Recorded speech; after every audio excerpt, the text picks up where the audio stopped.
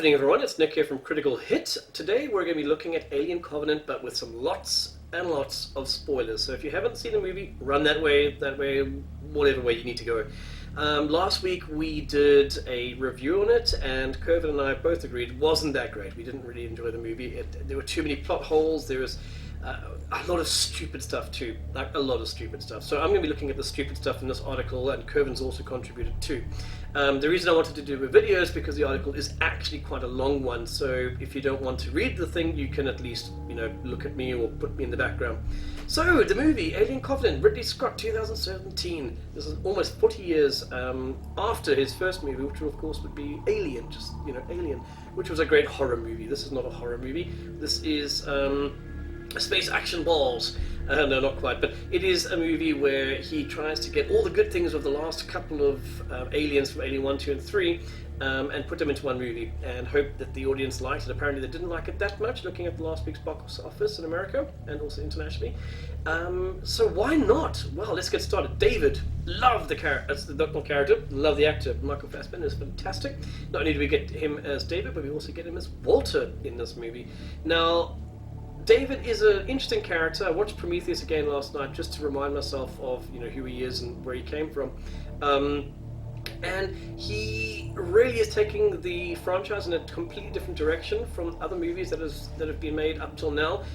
As I said, Alien 1 being a horror movie, Alien 2 basically being based around a war movie, almost a Vietnam feel to it. That's actually the team were told, think Vietnam in certain scenes. They even used Vietnam helicopters that were retrofitted for the carrier. So that was number 2. Number 3, well, there was so much meddling by the production company that number 3 turned into the complete pile of steaming shit that it did in the end. Even though it was a steaming pile of shit, it's got Sigourney Weaver, and I kind of enjoyed it. At least it had an alien and it didn't get blown into a vacuum of space like every other movie seems to with Alien, including this one. Literally the same as number 1 and number 2. I mean, come on, Ridley, have you not seen these movies? So yes, the character of David is apparently actually made the alien. What? Yeah, so in this movie he has the black goo, and the black goo is what makes aliens. It's a bioweapon invented by the engineers in Prometheus. We're not quite sure if it's a sort of not engineering, but a black ops mission ground or some sort of a military base where they land. But nonetheless, the goo is there, and David unleashes it upon the planet that seems to have a lot of engineers. It is quite confusing as to why there is a circle of engineers and just that spot seems to have them, nowhere else. And when the goo is unleashed on them, they just seem to sort of disintegrate into goo. We're actually told that the goo makes people turn into different types of aliens, which is why you have different types of aliens in this movie. So it doesn't really make sense. Also, what doesn't make sense is when David does unleash this, or just before he unleashes this, there's a mega ship that it looks like they're about to dock with. Don't know what happened to that one. Did they just go bugger this and get the hell out of Dodge? So yeah, not quite sure what happened there. Then of course you've got David and Walter and the whole that pipe scene. It just didn't work for me whatsoever. It made no sense. It really didn't. And the fact that David is an older model and Walter can apparently kick his ass, but David's able to beat him with a knife, even though he literally just killed Walter. Walter dies and comes back because apparently he has new operating system or whatever, but David still manages to best him and keep us, oh my god, the plot twist at the very end of the movie, it was actually David all along. If you can find one person who did not know it was David all along, please point them out and get them to stand in the corner, okay, because they're idiots. So that was a bit stupid too. I didn't like that. Made no sense. Again, going back to David unleashing the goo. Now, in the first Alien, I keep forgetting the name of the bloody planet. It's 456 or Levy 456 or whatever. In the first movie, we see an engineer's craft full of eggs, which apparently seem to be a product from David. So we can expect that. No, we can't expect anything because it makes no sense once again. Now, if there is an engineer craft after David has quite literally destroyed the engineers, then what's it doing there? I suppose you can say that maybe there was an engineer craft floating around in space and they didn't happen to be at home. Granted, that makes complete sense. But then why do they have so many eggs on board unless David has taken requisitioned the ship and suddenly packed it full. He's like, I don't like my old ride, I'm going to take one of these. So that doesn't make sense. They're going to have to bridge it in the next movie to actually have any sort of validity for story coherence, because it makes, again, no sense. So yes, David sort of messes up there. Towards the end of the movie, David, who has shown that he doesn't want anything bad to happen to the aliens. I mean, he was like, I'm communicating with this one by breathing. Now, I know animals can communicate by breathing, but I think they made it quite clear in Prometheus that David does not breathe. So how he's understanding this animal going, like he's got some freaking disease, and then the captain, or the reluctantly made captain, kills it, and David freaks out. But no, that's fine, because David then leads the captain. This is where it gets to the stupid parts. The captain's like, oh, the thing's dead now. And then David's like, no, hey, that was whack. I didn't want you to kill him because there's so much we can learn. Come with me. And then they go downstairs into the basement. Now, any child knows you don't go into the basement, and I'm sure we're going to find out about this with the upcoming It in a couple of months. But come on, seriously? This is a captain, and granted he wasn't a captain until the very first minute of the movie, but he decides to sort of follow this droid that seems to have gone woohoo into this cavern, and then he goes, hey, you see those things that look like eggs? Don't worry about them. I have an idea. Go and put your face on top and look in. And the rest is history. One part I did like about that actually is when the captain's lying prostrate on the ground, and he's obviously just been face hugged and he's getting it on inside, is when David starts flicking these stones at him. I thought that was quite cool. I like this sort of petulant child. Wake up! I want to see what happens. That sort of kicked in there, so that was quite nice, but that's one of the nice things. There are some good parts about this movie. Sorry, just jumping back to where I just went on this whole tangent. At the end of the movie, David quite literally helps him kill the alien.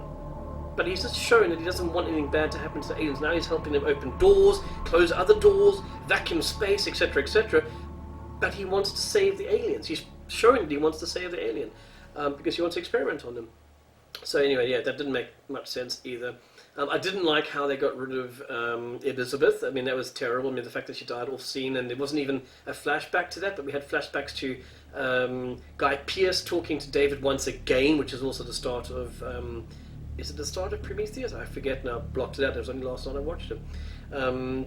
So that also really sort of irked me. I mean, she was a great actress, is a great actress, and I like the character. And then it's replaced her with a very general, again, there's a sort of trope character whose, again, husband dies in the first scene. Okay, the husband doesn't die in the first scene in Prometheus, but Elizabeth's husband, or boyfriend, or whatever you want to call them, dies in that as well. Of course, not Ridley Scott, Sigourney Weaver's character, her character also goes through a loss of bereavement of a sort of love character. Yes, I would not like to be a female heroine in the Ridley Scott world, but that would of course be James Cameron. So yes, those are some ideas, issues that I have with the movie there.